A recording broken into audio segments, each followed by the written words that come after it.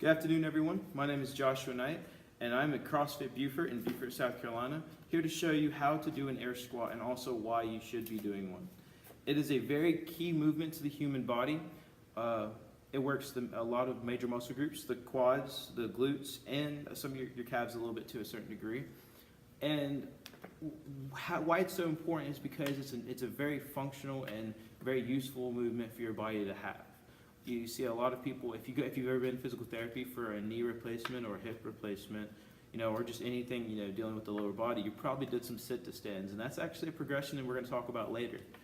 And it's a very good exercise for the human body in general.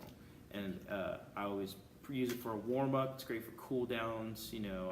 It's great even to superset or circuit into your daily workout. But you can hear me say that about a lot of things. I'm a big fan of supersets. But now we're going to take a look at how you should do an air squat, the proper form, what it looks like, and see in just a minute. So how I'm going to start off my own air squat is I like to go about shoulder width apart. Some people like to come in to hip width, but I prefer shoulder width. Very comfortable, allows my hips to kind of open up a little bit. And what I'm going to do is keep my weight in my heels, shift my hips backwards, so I'm going to turn to the side here. You want to sit back. That's going to allow your hips to go back and then down so that you aren't pushing your knees over your toes. It's very bad for your kneecap right there, so you want to avoid that. If you notice in my video, my knees don't go past my toes, and that's for a very good reason. So hips back and then down and sit back up. Now I'm going to come back up the same way as I went down. Squeeze my quads, squeeze my glutes, let my hips come through back underneath my shoulders. Just like that. Turn to the front. What you're going to notice, what I want you to see from the front, is that my knees track along my toes. Now, it's a great exercise to sit here for about 2 minutes and go ahead and have a nice little conversation with your workout friends. Stretch out your hips, really activate those glutes, keep your weight in your heels, your chest is up, and then come back up. All right, so you guys just took a look at at how you should do an air squat. Proper form, keeping your chest up, weight in the heels. Now, here's the next thing that's so great about air squats. They tie into a lot of exercises, whether they're Olympic lifts or power lifts or just a different kind of exercise to work your legs. There's also the progression I mentioned earlier, sit to stands. That's a very good one if you are, getting out of rehab or if you're unable to do any kind of powerlifting. It's a great warm-up exercise, especially, practicing getting up. Older generations, they suffer a lot of falls. This is one thing that can help you prevent those falls by teaching you how to stand up properly without losing your balance. It's also good for muscles that maintain balance. But I digress. So what we're going to talk about right now is the different progressions. I mentioned the goblet squat and the overhead squat. Those are very terrific things. And we're also going to take a look at the sit to stand as well. And I'll be right back. So now we're going to talk about the sit to stand. It's a progression to the air squat. If you're still living at home in a state of rehab, or even if you just go to a physical therapy clinic and they assign you this exercise, it's very good to know and very good to have resources to review on it. So here it is. Here's how you start. You want to start off with your heels underneath your knees. This is going to let you push down on it, not from your toes, okay? And you have your knee at about 90 degrees. Or outside 90 degrees, maybe if I want to start sitting up a little higher, find a good, nice high chair for that. Make sure whatever you're sitting off of is sturdy. And if you have balance issues right now, it might be best to have something to grab on in front of you. And countertops are usually preferred for that. Dining tables, anything that's sturdy and won't really rock or give if you pull on it just a little bit. You still want to rely on your legs, the big muscle groups. So what we're going to do is you want to lean forward, chest over my heels, my nose over the toes. It's a good rhyme to remember because you can look right down and see where your nose is. If your nose is over your toes, most likely your chest and your shoulders, the majority of your body weight's over your heels. So I'm going to lean forward, push from the heels, squeeze my butt, activate my quads, and stand up. Coming back down, I'm going to do the same thing but in reverse. Butt back, bend the knees to sit down. Just like if I was in a dark room, and I knew there was a chair behind me. I just didn't know where. Don't go sitting around in any dark rooms because I don't want you, to bust your butt. But, just imagine it. You know the chair's behind you in this setting. So butt back and down. So again, butt back and down. Make sure you're pressing through your heels, keeping your chest high.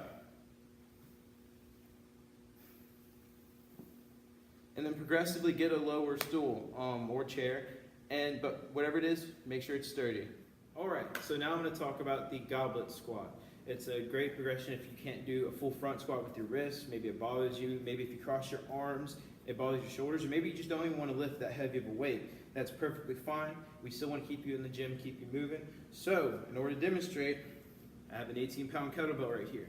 What I'm going to do is I'm going to hold this to my chest, and I'm going to maintain pretty much my air squat. My hips go back, weight stays in the heels, my chest stays up. This actually helps a good bit for keeping your chest up and back up.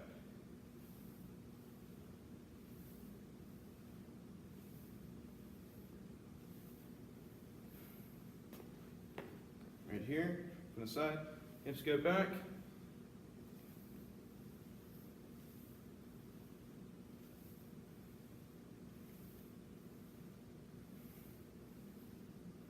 So that's what a goblet squat looks like.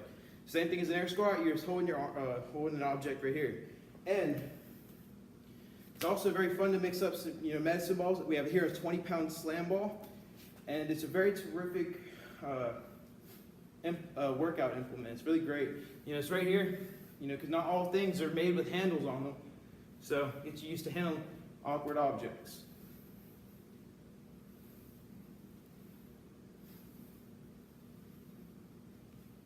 Now here's the overhead squat.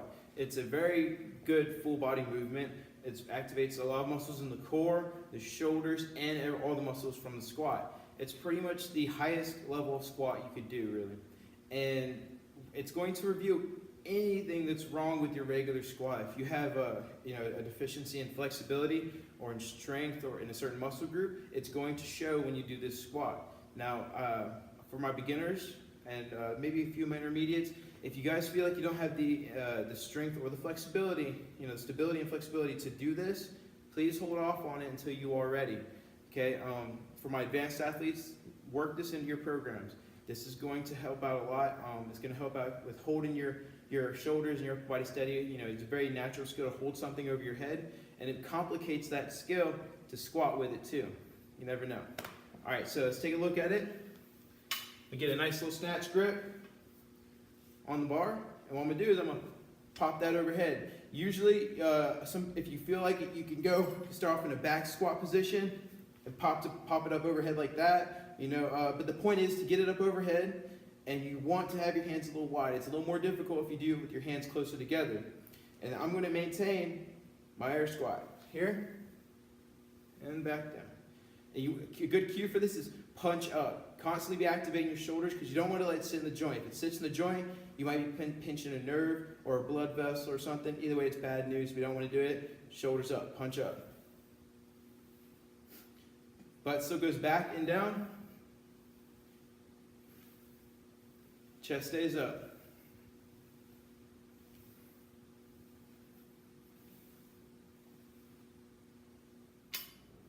So now that you've seen a few different variations of the air squat and a progression to get to it, I challenge you to do this in your daily work life or even as part of your workout program. 2 sets of 10 goes a long way. If you start doing more sets of that, especially if you incorporate into your actual circuit or just your workout routine in general, it's going to help you out. It's going to strengthen your form and your technique in the squat because you're going to be able to focus on maintaining form. But also, it's a very important and key movement in independent life. We all take this for granted until we get older, and then we realize, one day we have trouble getting off the toilet.